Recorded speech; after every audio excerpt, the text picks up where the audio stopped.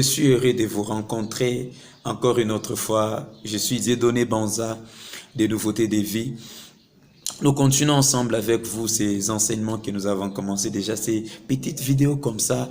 Nous sommes en train de parler autour de l'adoration et nous avons intitulé ça comme ça, comprendre l'adoration. En soi, pourquoi nous sommes en train de nous aider à avoir un regard biblique sur l'adoration, avoir un sens selon ce que la parole de Dieu est en train de parler de l'adoration, et nous essayons d'évaluer ce que nous faisons aujourd'hui et surtout pour essayer de revoir les choses, pour essayer de revenir à l'original, si je peux appeler ça comme ça. Alors, je vous avais dans l'autre vidéo défini qu'est-ce qu'était l'adoration en soi déjà, et puis je vous ai parlé dans la deuxième vidéo, je vous ai parlé de l'adoration, de l'origine du mot même, adoration. Comment est-ce que les gens dans l'ancien temps employaient ça? Je vous ai dit que ça venait d'où et comment est-ce que ça s'est constitué. Aujourd'hui, j'aimerais vous parler de quelque chose, de l'adoration dans les jardins d'Éden. Déjà, vous allez voir, si vous lisez Genèse tout au début là-bas, on vous montre l'homme et la femme qui vivaient dans les jardins. Ils étaient en train de vivre là-bas. Dans leur quotidien, ils passaient là-bas.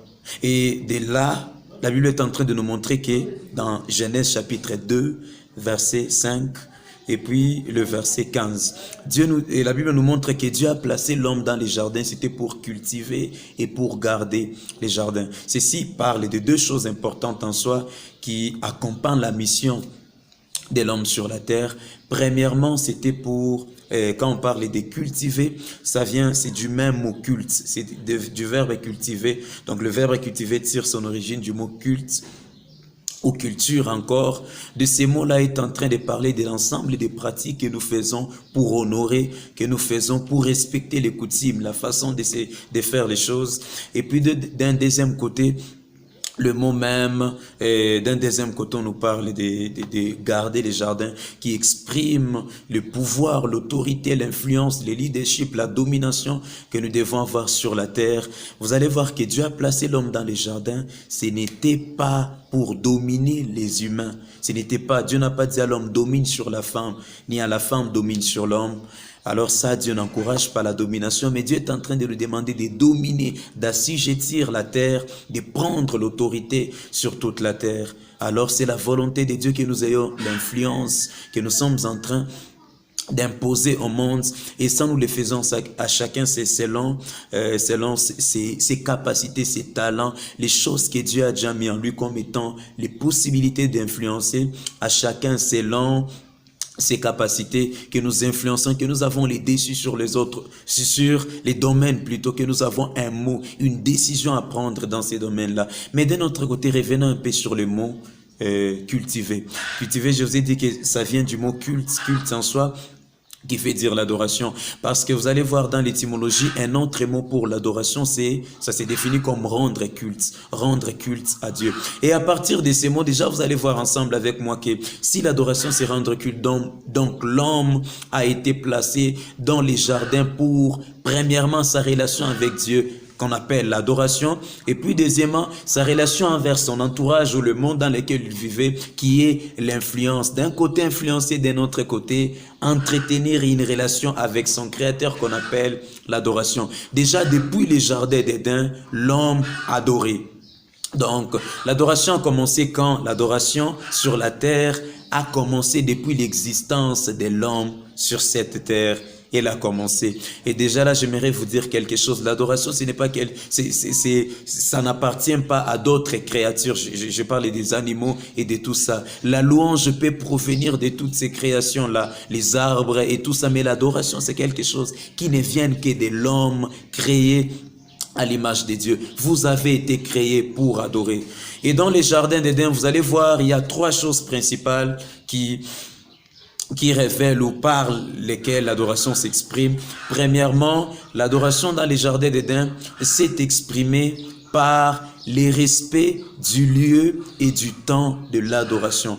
L'adoration ne va pas trop loin que ça. L'adoration, c'est d'abord les respects du lieu du culte et du temps du culte. Quelqu'un ne peut pas s'appeler adorateur et vient à l'église toujours en retard. Il ne respecte pas son temps de rencontre avec Dieu. Et même quand il met l'alarme pour se réveiller, chercher Dieu, ou même quand il veut se réveiller, il veut prendre son temps. Nous devons respecter le temps du culte personnel et même les lieux du culte. L'adoration s'exprime aussi le respect. Rappelez-vous de ces versets dans Jean chapitre 4, 23, où Christ est en train de dire que les vrais adorateurs adoreront le Père. Il n'y a pas l'adoration sans respect. L'adoration, c'est toujours attaché au respect de Dieu que nous exprimons par le respect du lieu et du temps du culte. Si tu es adorateur, apprends à respecter. J'aime ça. Toutes les personnes que le Seigneur renouvelle les ailes de Dieu en eux, vous allez le voir, l'une des choses qui les caractérise finalement, c'est ça, le respect, cette considération, cette approche qu'ils ont des choses.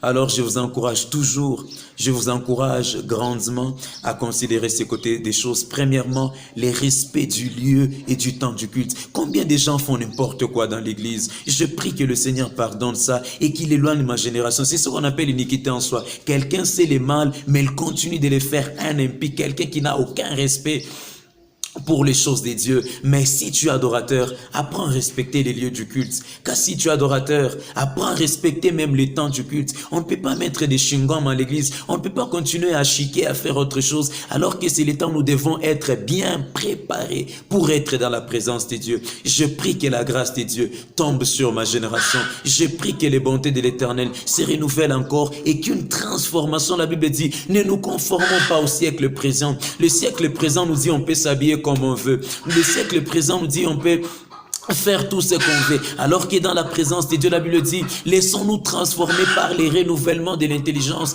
afin que nous puissions comprendre quelle est la volonté de Dieu. Bien-aimés, j'aimerais vous appeler à ça. Quelle est la volonté de Dieu pour vous? Ça, c'est vraiment important. Alors, la deuxième des choses, l'adoration était aussi caractérisée par le travail dans les jardins d'Éden. Le travail. Et j'aime un mot, quand Dieu est en train de dire à Pharaon de laisser partir les enfants d'Israël, d'autres versions utilisent les mots. Et il dit à Pharaon, laisse aller mon peuple pour qu'ils aillent m'adorer. Et d'autres versions utilisent pour qu'ils aillent me servir. Et j'ai toujours vu ça comme ça et beaucoup d'interprétations déjà dans la Bible, des traductions de la Bible est en train d'utiliser les termes pour adorer les services. En soi, l'adoration s'attache toujours au service.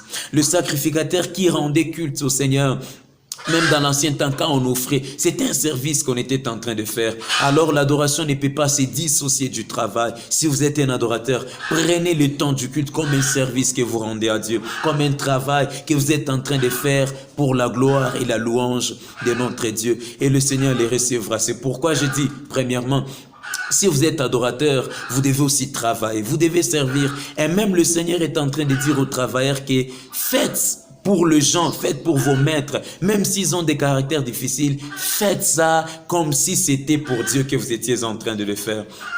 Je vous encourage, mes frères et sœurs, à considérer votre travail. Quand vous le faites, la Bible dit que vous devez le faire comme si vous le faisiez pour Dieu. Ça, c'est très fort. Vous ne rendez pas le service seulement à un homme. Je prie que ça passe même dans notre monde, dans le monde des chrétiens, où on voit des chrétiens, mais qui ne sont pas performants dans leur travail. La vraie adoration, ça s'attache même au service. Peut-être vous ne voyez pas les liens entre le travail que vous faites et Dieu, mais il y a toujours un rapport. Quand cet homme-là a de la joie, il dit, non, les chrétiens en tout cas, ils sont bons. Oh, les gens qui craignent Dieu, les enfants de Dieu sont comme ça. Ça ajoute une valeur à Dieu. Ça montre que Dieu a travaillé en vous. Dieu vous a rendu capable de réaliser ce travail. Considérez votre travail. Vous ne pouvez pas être adorateur sans travail. Vous ne pouvez pas être adorateur sans rien faire. L'activité, c'est le précieux cadeau que le Seigneur a donné à l'homme. Et puis troisièmement, il y a un troisième terme. Le troisième, c'est la fidélité absolue. L'adoration, c'est toujours une expression dans la fidélité. Ça s'exprime toujours dans la fidélité. Si nous voulons être des vrais adorateurs, nous devons laisser l'interdit. Quand Dieu dit ne touche pas, ne touche pas, ne fais pas, ne fais pas. Chanter, c'est bien. Prier, c'est bien. Faire tout ce que nous, offrir même en termes d'adoration, c'est bien comme expression. Mais plus que toutes ces choses, la fidélité compte devant Dieu. Christ était fidèle et cela lui a donné des bons noms devant Dieu. Si nous voulons demeurer et rester des adorateurs, rentrons dans l'original, dans l'originalité. Il y avait le respect du lieu du culte, le respect du temps du culte. Deuxièmement, il y avait le travail qu'on exerçait. Troisièmement, c'était la fidélité absolue. Quand Dieu dit c'est l'interdit, ne touche pas. Quand Dieu dit ne fais pas, bien aimé. Si nous apprenons à faire les choses comme ça, nous allons revenir à l'idée et au sens vrai de l'adoration selon que la Bible est en train de le montrer. Père, je prie pour mon frère, je prie pour ma soeur, je prie pour tout celui qui est en train de suivre cette vidéo. Je prie que quelque chose change selon la décision prise au-dedans, que ta grâce vienne l'aider à accomplir, à exécuter ce qu'il doit faire au nom de Jésus avec action de grâce. Nous avons ainsi prié. Amen. Abonnez-vous. Je désire ta Shekinah, je désire ta